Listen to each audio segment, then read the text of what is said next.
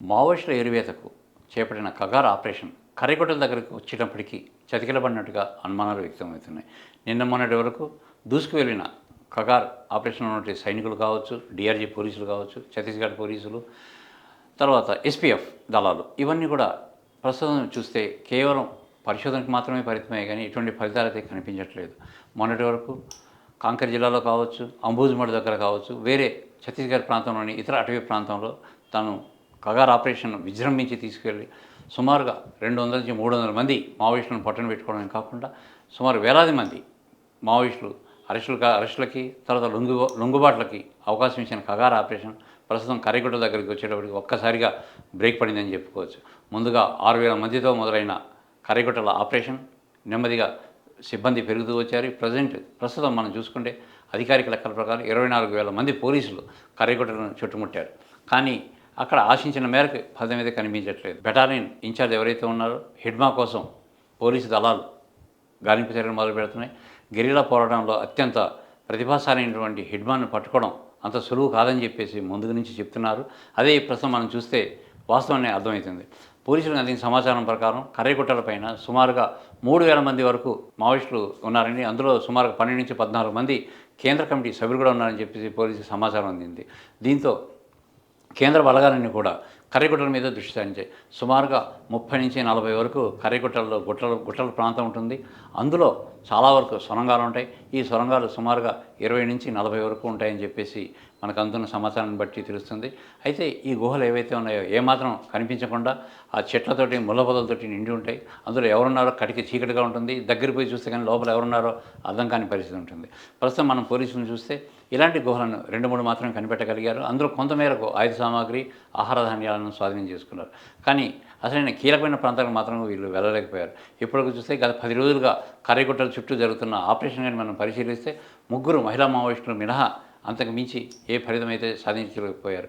గతంతో పోలిస్తే సైనిక దళాలు కావచ్చు, డిఆర్జీ దళాలు కావచ్చు, ఛత్తీస్గఢ్ పోలీసులు కావచ్చు, ఎస్పీఎఫ్ దళాలు కావచ్చు, ఇవన్నీ కూడా అత్యాధునికమైనటువంటి పరికరాలతో దూసుకు వెళ్తున్నాయి. ఒక పక్క థర్మల్ ఇమేజెస్ అర్ధరాత్రి సమయంలో కూడా ఎదుటి శత్రువులు ఎక్కడ ఉన్నారు, ఎక్కడ పర్యటిస్తున్నారు అనే విషయాన్ని సైనికులు గతంలో బార్డర్లో ఉపయోగించేవారు. అలాంటి లేటెస్ట్ టెక్నాలజీని కర్రిగుట్టలపైన ఉపయోగిస్తున్నారు. మరోపక్క హెలికాప్టర్లు, అత్యాధునికమైన డ్రోన్లు, అత్యంత శక్తివంతమైనటువంటి ఆయుధ సంపత్తితో సాయుధ దళాలు దూసుకు వెళ్తున్నాయి. ఇప్పటివరకు సుమారుగా 2 గుట్టల దగ్గర పూర్తిగా స్వాధీనం చేసుకుని అక్కడ జెండాలు పాతడం జరిగింది. అంతకు మించి జాతీయ జెండాలను పాతడం జరిగింది. అంతకు మించి ఆశించిన ఫలితాలు అయితే మనకు కనిపించట్లేదు. ఇంకా సుమారుగా 20 నుంచి 25 గుట్టల వరకు ఉన్నాయి. వాటిని చేరే పరిస్థితులు కనిపించట్లేదు. ముందుగా మావోయిస్టును మట్టుపెట్టడానికి వచ్చిన సాయుధ దళాలని మావోయిస్టులు ఒక హెచ్చరిక చేశారు. కర్రిగుట్టల దగ్గరికి వస్తే మైన్స్ ఉంటాయి. ఆ మైన్స్ వల్ల ఎంతమంది అయినా సరే ప్రాణాలు కోల్పోయే ప్రమాదం ఉంటుందని చెప్పేసి ఆదివాసులు చెబుతూ ఆదివాసులు ఎవరు కూడా గుట్ట రోజుకు రావద్దని వాళ్ళకి సంకేతం ఇవ్వడం ద్వారా పరోక్షంగా పోలీసు బలగాలకి, కేంద్ర బలగాలకి హెచ్చరికలు జారీ చేసి దాంతో ప్రతి అడుగు కూడా ఆలోచన చేయాల్సిన పరిస్థితి అక్కడ మనకు కనిపిస్తుంది. కర్రిగుట్టల పరిస్థితి చూస్తే సుమారుగా 288 చదరపు కిలోమీటర్ల విస్తీర్ణంలో ఉంటుంది. దాంట్లో సగం వరకు తెలంగాణ, మహారాష్ట్రలో విస్తరించి ఉంటాయి. మరికొంత భాగం ఛత్తీస్గఢ్లో ఉంటుంది. ఇప్పుడు ప్రస్తుతం సాయుధ దళాలు ఏవైతే ఉన్నాయో ఛత్తీస్గఢ్ ప్రాంతం నుంచి ఎక్కువగా దూసుకెళ్ళడానికి ప్రయత్నాలు చేస్తున్నాయి. ఎప్పుడైతే మావోయిస్టు దళాలకి పోలీసుల నుంచి ఆటంకం మొదలైందో మావోయిస్టులు మైదాన ప్రాంతాల్లో ఉన్నటువంటి సానుభూతి పరులతో శాంతి చర్చలకు రావాలని చెప్పేసి పిలుపులు ఇవ్వడం జరిగింది. ఇదంతా చూస్తే మావోయిస్టులు తమ పని అయిపోయింది కాబట్టి వీళ్ళని ఉపయోగిస్తున్నారని చెప్పేసి అందరూ భావించారు. కానీ అక్కడ పరిస్థితులు చూస్తే అది వేరే విధంగా ఉంది. మావోయిస్టులు ఎప్పుడో ఒక పకడ్బందీ ప్రణాళిక ప్రకారం అక్కడి నుంచి జారుకున్నట్లుగా మనకు తెలుస్తుంది.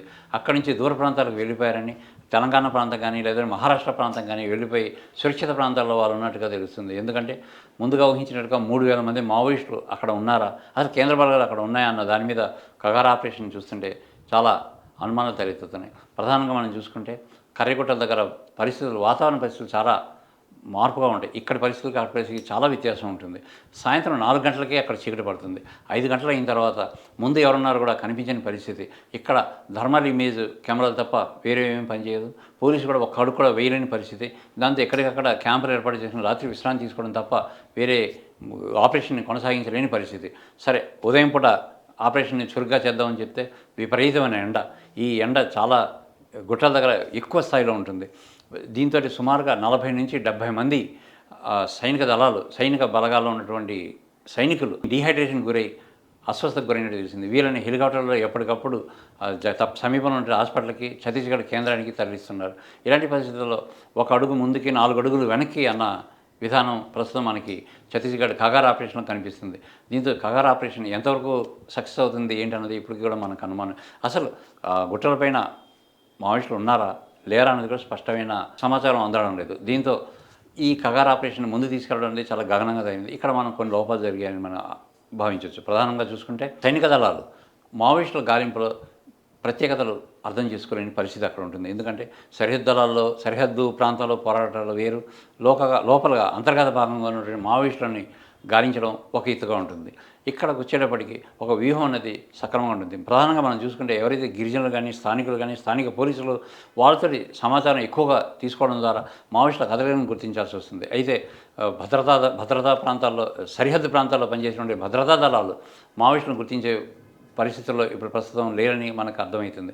వీళ్ళు కేవలం ఎవరితో కూడా సంబంధం లేకుండా ఒక సైనిక బలగాలు ముందుకు వెళ్తున్నారని, అంతేగాని ఒక వ్యూహం ప్రకారం వెళ్ళడం లేదు. ఎప్పుడైతే ఒక పక్క నుండి అంటే ఛత్తీస్గఢ్ పై నుంచి కరికుట్ట దగ్గరికి వస్తున్నారో మావోయిస్టులు ఇటువైపు తెలంగాణ కావచ్చు, మహారాష్ట్ర చిత్రావతి నది వైపు కావచ్చు, అటువైపు నుంచి తప్పించుకునే అవకాశం కనిపించింది. అయితే ఇప్పుడు కూడా కేంద్ర బలగాలు అక్కడే ఉన్నట్లుగా ప్రకటన రిలీజ్ చేస్తున్నారు. శాంతిచర్చలకు రావాలని చెప్తున్నారు. వాళ్ళు కాల్పులను విరమించాలని చెప్పేసి కోరుతున్నారు. దీని ద్వారా ఒక మావోయిస్టులు ఒక అడుగు వెనక్కి వేసినట్లుగా సమాచారం అందుతున్నప్పటికీ వాస్తవానికి చూసుకుంటే పోలీసులు ఒక అడుగు ముందుకి 4 అడుగులు వెనక్కి వేస్తున్నారు. మావోయిస్టులు మాత్రం సురక్షితంగా అక్కడి నుంచి తప్పించుకుని వేరే ప్రాంతాలకు వెళ్ళిపోయారు. గెరిల్లా పోరాటంలో ప్రధానంగా చెప్పుకునేది ఇదే. ఎప్పుడైతే శత్రువు బలంగా ఉంటాడో అప్పుడు వెనక్కి అడుగు వేయాలి. ఎప్పుడైతే శత్రువు ఏమరపాటుగా ఉంటాడో ఆ సమయంలో దెబ్బతీయాలన్నదే గెరిల్లా పోరాటం యొక్క ముఖ్య ఉద్దేశం.